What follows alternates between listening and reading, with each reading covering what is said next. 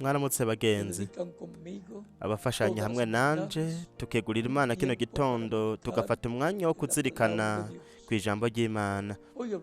Uyu munsi turaza kuvuga ku ikintu ngira akamaro cyane ni imbabazi.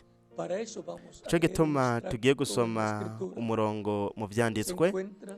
Uwo murongo uri mu gitabo ca Matayo igice ca 6 umurongo wa 14 n'uwa 15, aho Yesu yigishije abigishwa biwe gusenga. Haravuga ngo, kuko nimwaharira abantu ibyaha byabo, na so wo mw'ijuru azobaharira namwe.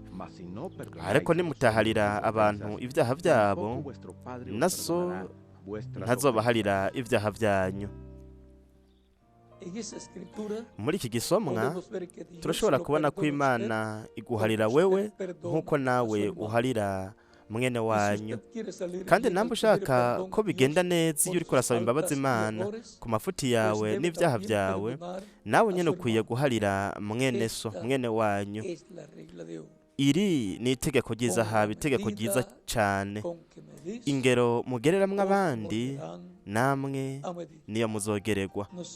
Twebwe ntidushobora kwirengagiza ko dukora amakosa, amafuti n'ibyaha mu ncuro nyinshi, kuko ikiremwa muntu kugeza n'ubu ntikirashika ku gutungana.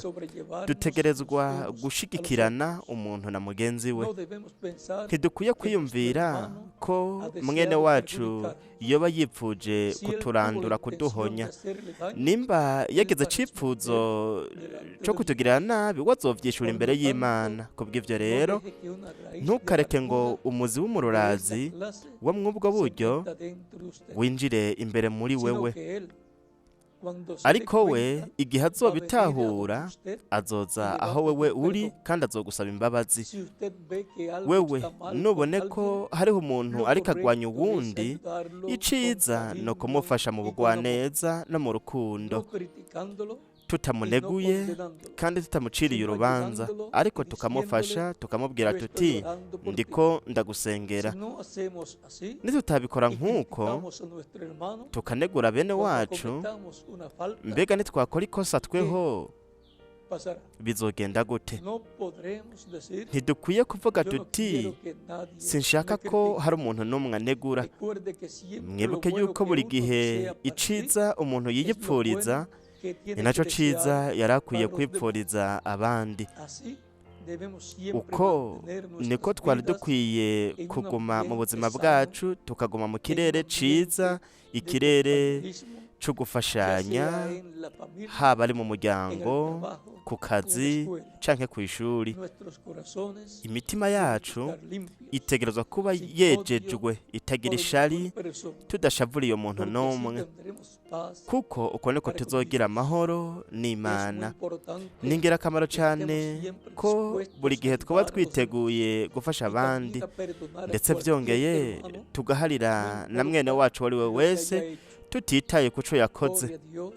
Musenga Imana kugira ngo imbabazi z'Imana, Imana ushaka ko ikugirira, ari nazo Imana igirira mwene wanyu, utitaye ku makosa, amafuti n'ibyaha yoba yarakoze.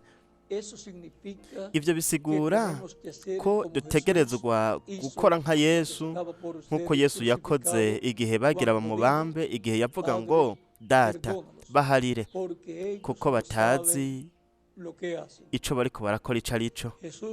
Yesu ntabwo yagumije ishavu ry'umururazi mu mutima wiwe. Ntiyashapuriye bajya bariko barabipfuza ko bariko barashaka kumwica. We yababonye nk'abantu bariko barakora ibintu vyari gutuma ivyanditswe bishitswa. Uko niko natwe twari dukwiye kuraba ibintu mu buzima. Dukwiye gukunda abantu bose, tutagaburiye ishavu umuntu n'umwe, kuko ishavu ntiribereye imbere y'Imana. Dutegerezwa buri gihe kuraba ivyanditswe kugira ngo bityo ntitugire umuzi w'umururazi mu mitima yacu, kuko ivyo biratwonona. Ahubwo tugashimira Imana kandi tukayisaba ko yodufasha guca mu bigeragezo ndetse no mu bihe bigoye ivyo tugenda turabamwo buri munsi. Jewe sinipfuza imibabaro n'ibibazo abandi nk'uko ntanavyipfuza ko vyombako. Imibabaro ituzako ku bwa Kristo ishitsa icanditse kivuga kiti namba tubabaranwa nawe tuzoganzanya nawe. Kubw'ivyo rero ihindukiye umugisha, kuko ibintu vyose vyifadikaniriza hamwe kutuzanira neza ku bakunda Imana. Baroma 8:28. Ubwo ni bwo buryo bwiza bwo kubona no guhangana n'ibibazo ndetse imibabaro iyo twebwe ducamwo mu buzima. Kandi mu gufata ivyo bintu bitugwanya canke izo ntambuko zigoye tukabifata mu kwizera, nuko hashitswa muri twebwe ivyanditswe ko bw'icubahiro c'Imana n'umugisha kuri twebwe. Mugire inguvu, mugire ishaka, kandi muhumurizwe ndetse mumenye no guharira abandi. Ntimwiyumvire yuko imbabazi ari zanyu gusa. Iciza wishaka ko cokubako, ushaka ko cokubako, ucipfurize n'abandi, kandi ibintu byose ushobora gukorera abandi ubikore. Igihe hazokwimika ubwami bwa Mesiya ku isi, ibibazo byose vyo mu buzima bizozimangana, bizokugwaho, ntihazoba mbere ntituzoba tukivyibuka, kandi Imana izohanagura amosozi ku maso yacu. Ic'ingirakamaro nuko twogenda buri gihe tugana imbere dufise ukwizera gushikamye mu masezerano y'Imana. Ese Imana yobahezagira kandi mugire umunsi w'umunezero.